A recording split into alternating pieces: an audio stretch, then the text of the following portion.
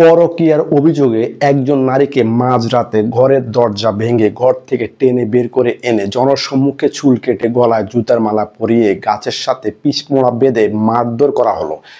ভোলার বোরানদ্রে এই ভয়ঙ্কর ঘটনায় ইতিমধ্যে সামাজিক যোগাযোগ মাধ্যমে তীব্র প্রতিক্রিয়া সৃষ্টি করেছে। কিন্তু প্রশ্ন হলো, এটা কি বিচার নাকি দেশে আইএমএ জাহিলিয়াতের লক্ষণ দেখা গেল?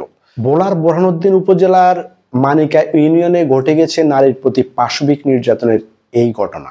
গত রোববার গভীর রাতে স্থানীয় বিএনপি নেতা ও মানিকা ইউনিয়নের ৫ নম্বর ওয়ার্ড সভাপতি মোহাম্মদ হুমায়ুন কবির সহ কয়েকজন ঘরের বেড়া ভেঙে ভুক্তভোগী নারীর ঘরে প্রবেশ করেন। পরকীয়ার অভিযোগ তুলে তাকে জোরপূর্বক ধরে নিয়ে যাওয়া হয়।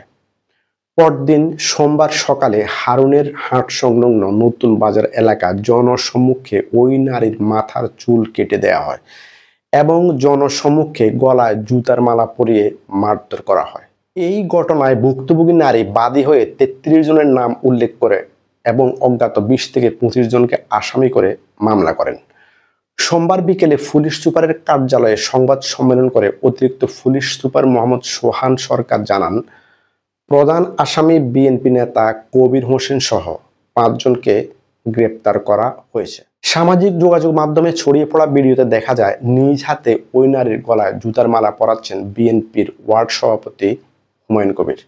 এ সময় উপস্থিত আরও অনেকে ভিডিও ধারণ এবং মাথার চুল কাটতে দেখা গেছে।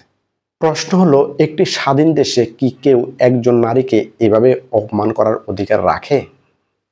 এটা কি সামাজিক বিচার নাকি আইএমএ জাহিলিয়াতের নতুন যুগের সূচনা? দর্শক, আপনার মূল্যবান মতামত কমেন্টে জানাতে ভুলবেন না। ধন্যবাদ।